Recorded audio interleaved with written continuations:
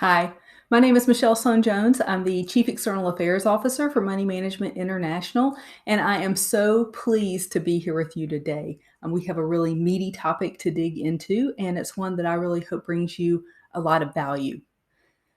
MMI is a national nonprofit provider of financial counseling services, and over the past few years, under a program called Project Porchlight, we have been providing financial recovery services to people who are working to overcome the impact of a natural disaster. Most recently, we have pivoted those resources very quickly and effectively to help people overcome the financial fallout associated with the coronavirus pandemic. I want to share with you today some of what we've learned through this process in the hopes that you can apply some of our lessons to supporting the financial health of your customers, clients, constituencies, and communities. When you picture a natural disaster, you probably envision things like infrastructure damage and uprooted trees and emergency vehicles. But what I want to invite you to imagine is the long, difficult, and often unobserved component of recovering from a disaster that's the financial recovery. Financial recovery is multifaceted, it's multi year, and it's impacted by the inequities that we know exist across race, gender, and socioeconomic status.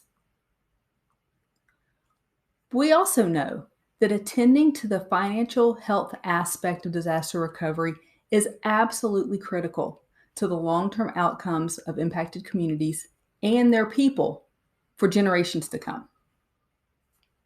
So, what does the research tell us? Unfortunately, there has been some really quality studies done on the long-term financial health impact of natural disasters.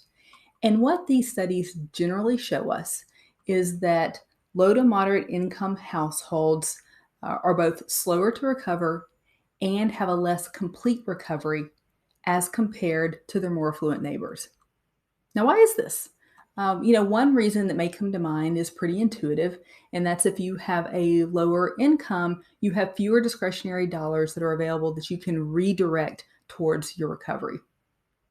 Another thing that might come to mind for you, especially if you work in the housing space, is the impact the disaster has on housing stock and affordability. But there are some other barriers to recovery that in our work have really stood out to us. And interestingly, those barriers are very similar to the barriers that we see when people are working to address a wide variety of financial challenges. The obstacles, the experience gaps, the mistakes that are made, many of those are the same. But what we also see is that if you provide people with the support, the tools, the education on systems that's necessary to address those challenges, you are also providing access to skills that can be leveraged outside of a disaster. You are, in effect, building financially healthier, more resilient, and financially capable communities and client bases. So here's the big idea.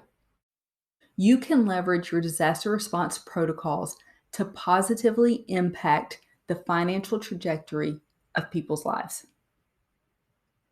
If you're interested in improving the overall financial health of your clients, if you want to de-risk your customer base and your loan portfolios, if you want to improve the long-term financial stability and health of entire communities, investing in financial recovery after a disaster is a really effective way to do those things. And by investing in recovery today, you're providing resilience against disasters and other economic downturns tomorrow. So, what are those common barriers? There are 5 that I'm going to share with you today.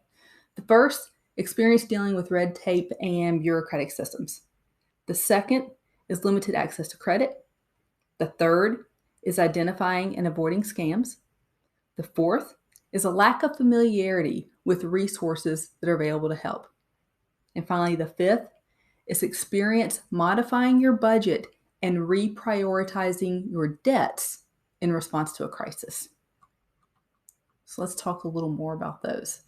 Experience dealing with red tape and bureaucratic systems. If you have experience filling out, perfecting, and existing documents, you are more likely to take the steps that require those skills after a disaster. And if you have successfully done those types of things previously, you have faith that those steps and those processes will work for you again. If you don't have that experience, it is completely unfamiliar, it's intimidating, and you're not likely to have a lot of faith in the process. It's also high consequence because if you make a mistake and get it wrong, there's not a lot of opportunity to go back and make that right. Navigating through those systems and processes is a skill. The second, access to credit. When recovering from a disaster, most people rely, at least in part, on credit to help them get through. If you have a lower credit score, you're less likely to qualify for loans and more likely to turn to non-traditional forms of credit, sell your belongings, or simply not make progress, sometimes for years. Evaluating your options for credit, making the right use in the right order, understanding and making good decisions about the trade-offs to impact your credit score, that's a skill. The third barrier, identifying and avoiding scams. It is incredibly easy for bad actors to convince you to pay for something and then never show up again. If you don't know that FEMA shouldn't be charging you for an inspection, it seems reasonable to pay for this. It seems official. It's not. Learning to identify and avoid scams, that is a skill. The fourth thing, accessing resources that are available to help you. If you don't already know where to go for help, figuring that out after a disaster is nearly impossible. People who are connected to community groups, who understand their resources, the supports to which they're entitled, those people are more likely to know where to turn for help and to be successful doing so. People who don't know where to go and are likely to get left behind. Identifying and understanding the network of resources available to you, that is a skill. And then finally, the fifth thing, experience with modifying your budget and reprioritizing your debts in the face of a crisis. Understanding the trade-offs that you need to make today to help cover your needs while also protecting your options for the future. That is a real balancing act. We make emotionally driven decisions about money all the time. And in the aftermath of a disaster, that is no difference. That's no different. But we know that with the support of an expert guide, we can help people make decisions that advance their position over time. And this is a skill. I've referenced these repeatedly as skills because they are acquirable. But in the wake of a disaster, this is a ridiculously steep learning curve. And asking people to learn a new skill set in the midst of a crisis when their world has been upended is just not realistic. But if you provide access to an expert resource, a financial coach to help you along the way, your clients don't have to have all those skills themselves in order to be successful.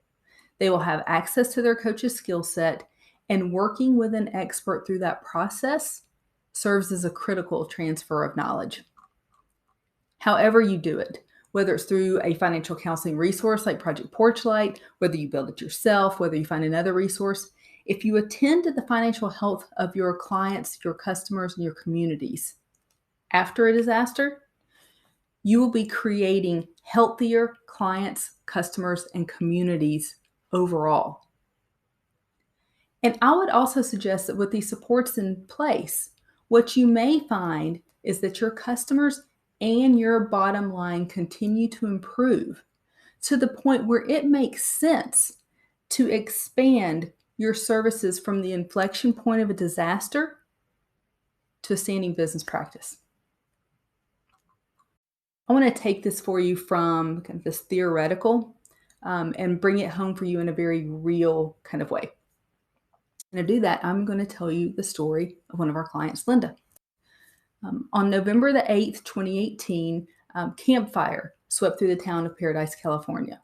The fire took the lives of 85 people and destroyed most of the town, including Linda's home of 23 years. When Linda called MMI more than a year later, we were literally her last resort. Linda and the other survivors of Camp Fire had had to wait almost a year before they could return to the town.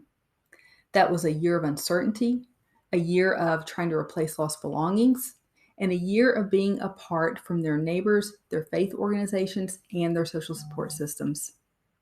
It was also a year of feeling like the rest of the world had moved on and that they had been left behind. In working with Linda, she had struggled with 4 out of the 5 barriers that I had told you about earlier. The first was experience dealing with red tape and bureaucratic systems. That was a skill that Linda just did not have. When she came to us, she'd been denied assistance from FEMA. She didn't know that she could have appealed that denial.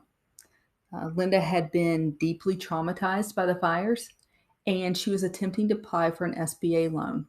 She was unable to get through the form, in large part due to her trauma. As a consequence, she missed the filing deadline, which she felt incredibly guilty about, and which added further to her trauma.